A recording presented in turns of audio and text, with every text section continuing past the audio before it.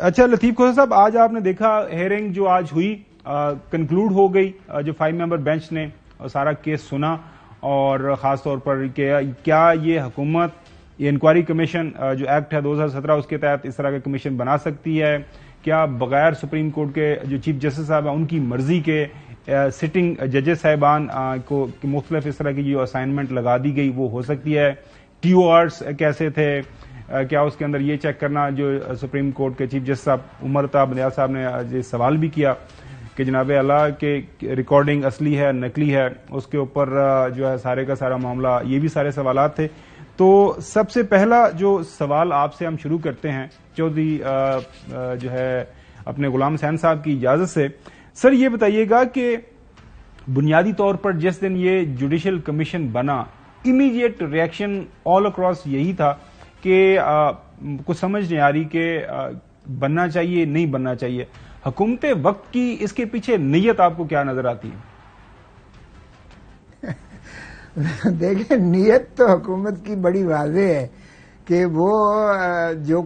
ماشاءاللہ جو کچھ کر رہے ہیں، ایک سال سے جو کچھ قوم کے ساتھ، جو کچھ آئین کے ساتھ، جو کہ جمہور کے ساتھ،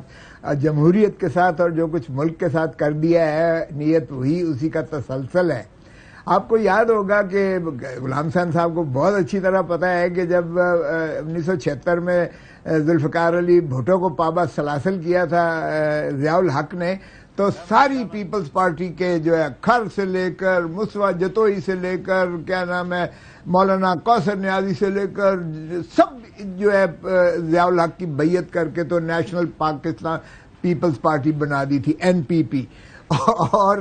اس وقت ماشاءاللہ بھٹو صاحب کو سارے ان کے جو ہے کنفیڈریٹس جو CCC اور جو ان کے نائب جن کو نامینیٹ کیا تھا سب چھوڑ گئے تھے۔ تو بدقسمتی یہ ہے ہمارے ملک میں کہ اس طرح سے ہم پارٹیوں کو توڑتے ہیں، پارٹیوں کو بناتے ہیں۔ لیکن کیا بھٹو آج ختم ہو گیا ہے؟ کیا پیپلز پارٹی ختم ہو گئی ہے؟ کیا لوگوں کی دل کی دھڑکنوں میں جو وہ بستا ہے آج بھی، اور کیا اس کو آپ نکال سکتے ہیں لوگوں کے دلوں سے؟ تو بدقسمتی ہے کہ اسی کے تسلسل میں یہ بھی کمیشن جو بنایا گیا ہے یہ بھی بدنیتی پر بدقسمتی سے مبنی ہے۔ ایک بات دیکھیے، ایک ایوز یہ یعنی ٹیپنگ یا ویڈیوز یا ایک کسی کی پرائیویسی کے اندر ایک ریکارڈنگ کر کے اس کو تشہیر کر کے اور اس کی جو ہے مشتہری منادی کر کے کمیشن بنا دینا۔ پہلے یہ بتائیں کہ کس قانون کے تحت، کس ضابطے کے تحت، کس شخص یا ایجنسی نے یہ ایوز ٹیپنگ یا فون ٹیپنگ یا ویڈیو ٹیپنگ کس نے کی ہے اور کس قانون کے تحت کی؟ اچھا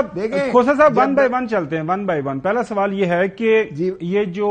کمیشن بنایا گیا، حکومت کہتی ہے کہ انکوائری کمیشن ایکٹ جو ہے 2017 اس کے تحت حکومت کو اجازت ہے، اور کچھ آپ کے جو وکلا بھائی ہیں قانونی ماہر ہیں وہ کہہ سکتے ہیں یہ بنایا جا سکتا ہے بغیر چیف جسٹس کی اجازت کے۔ تو پہلا تو جو سوال یہ پیدا ہوتا ہے کہ کیا یہ کمیشن بنا، اس کی جو کانسٹیٹیوشن ہے وہ آن لیگل گراؤنڈز جسٹیفائڈ ہے قانونی طور پر؟ دیکھیں، اگر تو کمیشن آپ نے بنانا ہے کسی رائٹنگ پر، کسی جو ہے فلڈ کے کس طرح آیا، اس کی وجوہات کیا ہیں، کوئی وغیرہ وغیرہ زلزلے میں گھپلا ہوا، یا یہ آپ نے کہا گندم میں گھپلا ہوا، یا فورن ایڈ کا کھایا گیا، وہ تو گورنمنٹ بالکل بنا سکتی ہے۔ لیکن جب آپ نے ججز کو رکھنا ہے، جوڈیشل کمیشن بنانا ہے، تو پھر جو ہے پیٹر فیملیس، پھر فادر آف دی جوڈیشری، پھر چیف جسٹس کو ریکویسٹ کرنا پڑتی ہے کہ جی ہم اس طرح بنانا چاہتے ہیں۔ اگر ہمہ جہتی یعنی دوسرے صوبوں سے بھی مقصود ہو کہ ساروں کی شراکت آئے تو بھی چیف جسٹس آف پاکستان کو ریکویسٹ کرنا پڑتی ہے، اور وہ چیف جسٹس صاحب ان جج صاحبان جن کو وہ سمجھتے ہیں کہ ان کو کرنا چاہیے تو ان سے پوچھ کے ان کی اجازت کے ساتھ پھر ہی ان کا نام دیتے ہیں، اور تب حکومت جو ہے وہ نوٹیفائی کر سکتی ہے۔ وگرنہ یہ انڈیپینڈنس آف جوڈیشری کی یہ تکذیب ہے، اور یہ بائی پاس آپ کسی صورت میں نہیں کر سکتے۔ یہ ایک ڈویسو بھی ہے، یہ یعنی حکومت نے نہ صرف انصاف کرنا ہوتا ہے بلکہ انصاف ہوتا ہوا کرنا بھی، یعنی justice should not only be done, it should be seen to be done. تو سیمنگلی جب حکومت نامزد کرے گی تو آپ جوڈیشری میں ایک ڈویژن کریٹ کرنے کی کوشش کر رہے ہیں اور یہ شائبہ دے رہے ہیں کہ شاید یہ ججز تو ہمارے پرو ہیں اور یہ ججز شاید باقی اسی طرح کے ریمارکس جو ہیں آج جو ہے جب ہیئرنگ ہو رہی تھی تو چیف جسٹس صاحب نے بھی بتایا اور کہا کہ اپیرنٹلی تو یہی لگ رہا ہے کہ آپ یہ ڈویژن کریٹ کرنے کی جان بوجھ کے کوشش کر رہے ہیں